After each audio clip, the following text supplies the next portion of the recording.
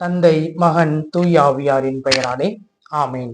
அன்பிற்குரிய சகோதர சகோதரிகளே, அன்னையே உலகின் ஒளி என்கின்ற நம் யூடியூப் சேனலானது ஓராண்டு முடிந்து இன்றைய தினம் 2வது ஆண்டிலே காலடி வைக்கின்றது. இந்த ஊடகத்தின் வழியாக என்னுடைய சிற்றறிவுக்கு எற்றியவற்றை உங்களோடு பகிர்ந்து கொள்ள நீங்கள் எனக்கு ஆதரவாக இருந்ததை நினைத்து நான் உங்கள் அனைவருக்கும் எனது நன்றியை தெரிவித்துக் கொள்கின்றேன். இன்று நமது யூடியூப் சேனலுக்கு முதல் பிறந்த நாள். இந்த சூழலிலே எனக்காகவும் நான் செய்கின்ற இந்த பணிக்காகவும் ஜெபிக்கும்படி உங்களை தாழ்மையோடு கேட்டுக்கொள்கின்றேன். தவக்காலத்தை இன்று திருநீற்று புதன் என்கின்ற தினத்தோடு நாம் துவங்குகின்றோம். திருநீறு ஏதோ ஒரு சமயத்திற்கு மட்டும் சொந்தமான பொருள் அல்ல. இது மனுக்குலத்திற்கு சொந்தமான பொருள். குறிப்பாக சொல்ல வேண்டும் என்றால் மனுக்குலத்திற்கே முன்னோடியாக இருக்கின்ற தமிழ் இனத்திற்கு சொந்தமான பொருள். திருநீற்றை சைவ சமயத்தார் அதிகம் பயன்படுத்துகின்றார்கள் என்பதற்காக இது சைவ சமயத்தை சார்ந்த பொருள் என்று நிறைய பேர் நினைத்து கொண்டு அதை ஒதுக்கி விடுகின்றார்கள். இதனை யோவேலினுடைய புத்தகத்தில் படிக்கின்ற பொழுது அவர்கள் சாம்பல் பூசி சாக்கு உடை அணிந்து அவர்கள் நோன்பிருந்தார்கள் என்பதனை நாம் பார்க்கின்றோம். ஆக யூதர்களும் இதை பயன்படுத்தி இருக்கின்றார்கள். தமிழகத்திலே திருநீறு என்பது ஒரு அறிவியல் பொருளாக பயன்படுத்தப்பட்டது. நெற்றியில் பூசுகின்ற பொழுது அது மூளையில் இருக்கின்ற ஈரத்தை இழுப்பதன் மூலம் கபம், அதாவது சளி பிடித்தல் போன்கின்ற நோயிலிருந்து நம்மை காக்கின்றது. மூளை சிறப்பாக செயல்படுவதற்கும் ஞாபக சக்தியை தூண்டுவதற்கும் அது பயன்படுகின்றது. கிருமி நாசினியாகவும் பயன்படுத்தப்பட்டது. திருநீறு தவக்காலத்தின் முதல் நாளாகிய திருநீற்று புதனன்று மட்டும் நாம் தரித்தால் போதும் என்பது அல்ல. நம் அன்றாட வாழ்வில் நாம் தினந்தோறும் பயன்படுத்தக்கூடிய ஒரு அறிவியல் சார்ந்த பொருள். ஆன்மீகத்திலே ஆண்டவர் இயேசுவனுடைய பாடுகளை நினைவு கூறுகின்றதாகவும் நம்மளுடைய நிலையாமையை எடுத்துரைக்கின்ற ஒரு பொருளாகவும் திருநீறு இருக்கின்றது. எப்படி அம்மையப்பன் என்கின்ற சொல்லானது ஒரு சமயத்திலே பயன்படுத்தப்படுகின்ற சொல் என்கின்றதனாலே அம்மையப்பன் உந்தன் அன்பே நிரந்தரம் என்கின்ற பாடலை நாம் கோவிலிலே திருப்பலியிலே தியான பாடலாக நாம் அதை பாடக்கூடாது என்கின்ற அளவிற்கு நமக்கு கட்டளைகள் விதிக்கப்பட்டது. அம்மையப்பன் என்பது தமிழ் சொல், ஒரு சமயம் சார்ந்த சொல் அல்ல. அதுபோல திருநீறும் என்பது ஒரு சமயத்தாருக்கு சொந்தமானதல்ல. மாறாக அது அனைத்து சமயத்தாருக்கும் சொந்தமான ஒரு பொருள். அதனை நாம் தினந்தோறும் தரித்து கொள்வதன் மூலம் நமக்கு பயன் மிகுதியாக உண்டு. ஆன்மீகம் என்பது மூட நம்பிக்கை அல்ல, அது ஒரு அறிவியல். தவக்காலம் என்பது ஒரு சமய சடங்கல்ல, நம் உயிரியல் விதியை மாற்றி அமைப்பதற்காக நாம் எடுத்துக்கொள்ளுகின்ற ஒரு அவகாசம். மண்டலம் என்பது நரம்பியல் மறு சீரமைப்புக்கான காலம். கர்ம வினை என்று சொல்லுவார்கள். சாதாரணமாக அதை வாசனை, அதாவது வாசனா மலம் என்கின்ற ஒரு சொல்லிலே அதனை அடைத்து விடலாம். இந்த தவக்காலம் என்பது இந்த ஒரு மண்டலம் 48 நாட்கள் என்பது இந்த கர்ம வினையை அறுக்கின்ற ஒரு அறிவியல். இது ஒரு மத சடங்கு அல்ல.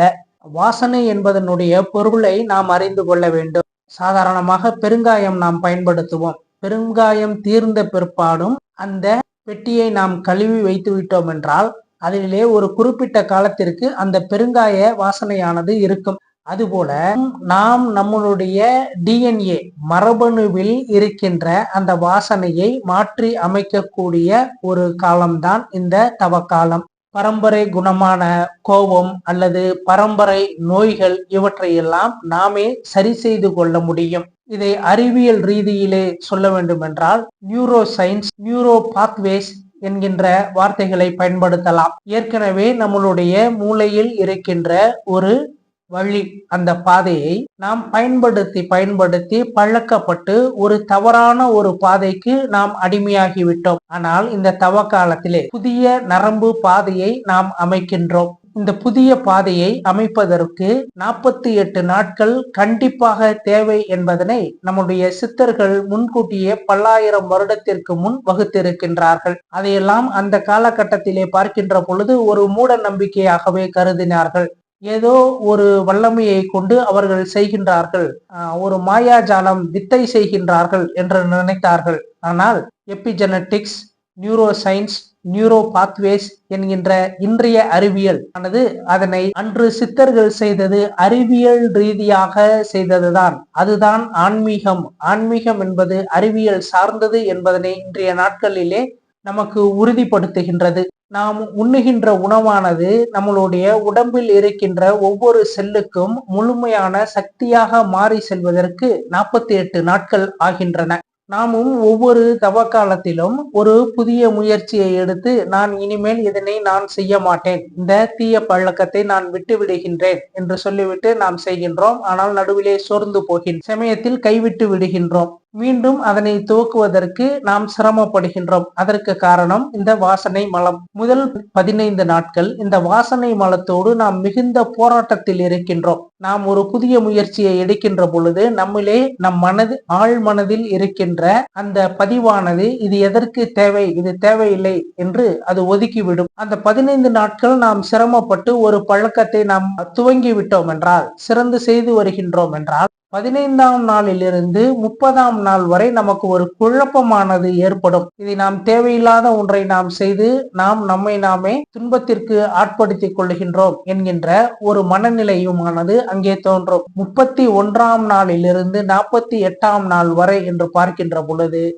அந்நாள் வரை நாம் சிரமப்பட்டு உருவாக்கிய ஒரு பழக்கமானது 49வது நாளிலிருந்து நம்மை உருவாக்கும். இதுதான் நரம்பியல் மற்றும் நரம்பியல் பாதை அறிவியலானது நமக்கு எடுத்துரைக்கின்றது. இந்த 48 நாட்களில் முதல் 2 பகுதியாகிய 1 முதல் 15 நாட்கள் மேலும் 16 முதல் 30 நாட்கள் நமக்கு மிகுந்த போராட்ட காலமாக இருக்கின்றது. இந்த போராட்ட காலத்தை நாம் வெற்றி கொள்வதற்கு தான் நம் சித்தர்கள் அன்றே நமக்கு ஆயுதத்தையும் நமக்கு ஏற்படுத்தி கொடுத்தார்கள். அதுதான் பிராணாயாமம். மூச்சு பயிற்சியை நாம் செய்கின்ற பொழுது நமது நரம்பியல் மண்டலமானது சுறுசுறுப்பு அடைந்து நமது இரத்த ஓட்டமானது அதிகரித்து நேர்மறையான உணர்வை நம்மிலே ஏற்படுத்துகின்றது. இதனை செய்ய வேண்டிய காலம் காலை 3:40 முதல் சூரியன் தோன்றுவது வரை. இந்த நேரத்திலே நமது மூளையிலே சாதாரணமாக நேர்மறையான சிந்தனையானது நடக்கும்.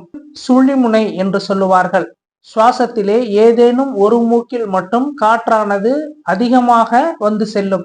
ஆனால் இந்த சுழிமுனை என்று சொல்லுகின்ற பொழுது 2 நாசியிலும் காற்றானது சம அளவிலே அந்த நேரத்தில் இயல்பாகவே இருக்கும். அந்த நேரத்தை நாம் பயன்படுத்தி இதனை செய்கின்ற பொழுது நம்மளுடைய தவ முயற்சி, அதாவது ஒரு தீய பழக்கத்தை அழிப்பதற்கும் நாம் ஒரு புதிய நல்ல பழக்கத்தை துவங்குவதற்கும் இது நமக்கு உதவியாக இருக்கின்றது.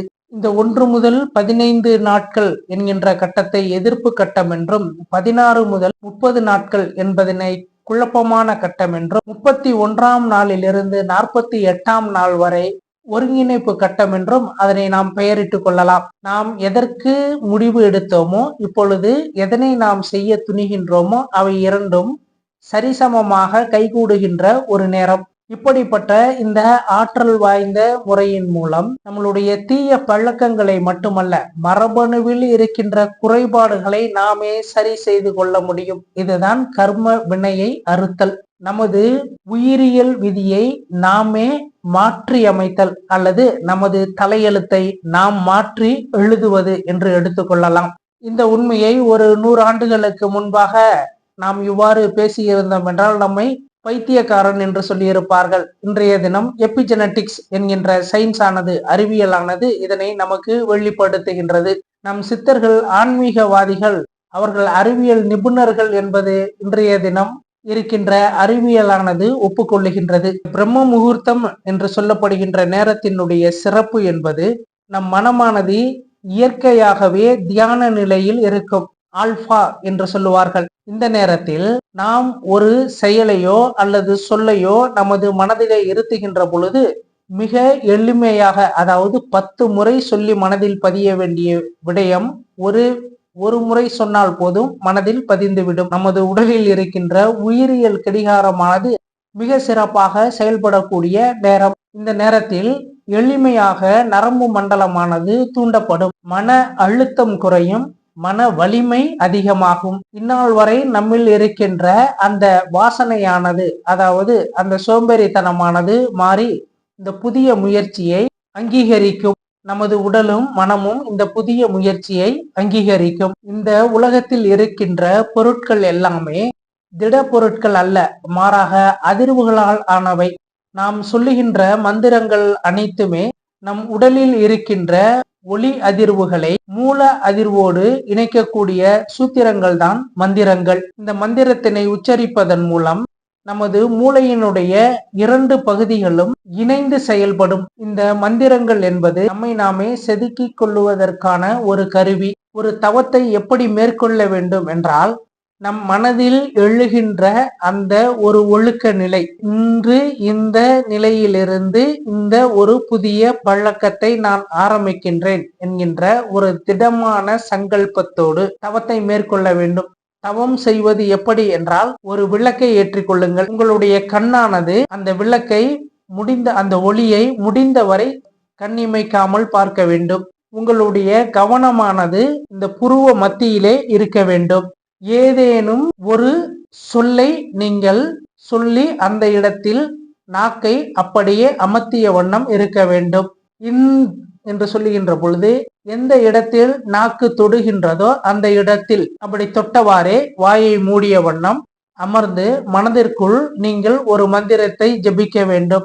சாதாரணமாக ஒரு தண்ணீர் குடிக்கின்ற பொழுது கூட நீங்கள் ஒரு மந்திரத்தை சொல்லி குடிக்கின்ற பொழுது அந்த தண்ணீரில் இருக்கின்ற அணுக்களை நாம் மந்திரத்தின் மூலம் சொல்லுகின்ற ஒளி அதிர்வுகள் நகர்த்துவதன் மூலம் அந்த தண்ணீரானது நமது உடலுக்கு மிகுந்த நன்மையை கொடுக்கக்கூடியதாக இருக்கின்றது. எனவே இந்த நாளிலே நாம் ஒரு பழக்கத்தை, கண்டிப்பாக ஒரு புதிய நல்ல பழக்கத்தை நாம் துவங்குவோம்.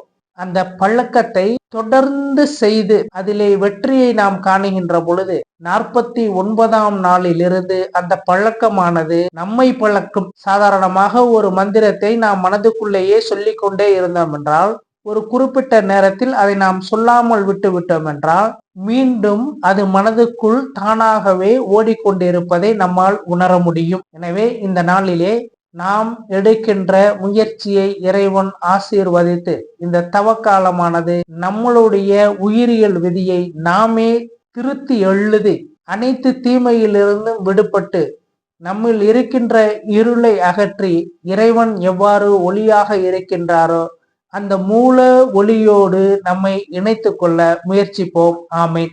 திருநீறு என்றால் என்ன, தவம் என்றால் என்ன, தவத்தின் பலன் என்ன என்பதனை ஏற்கனவே சென்ற ஆண்டு இருக்கின்ற காணொளியில் கொடுத்திருக்கின்றேன். அதனுடைய லிங்கையும் டிஸ்கிரிப்ஷனில் இணைக்கின்றேன். தேவைப்படுவோர் அதனையும் பார்த்து பயன் பெறும்படி கேட்டுக்கொள்கின்றேன். தந்தை, மகன், தூய ஆவியாரின் பெயராலே ஆமேன்.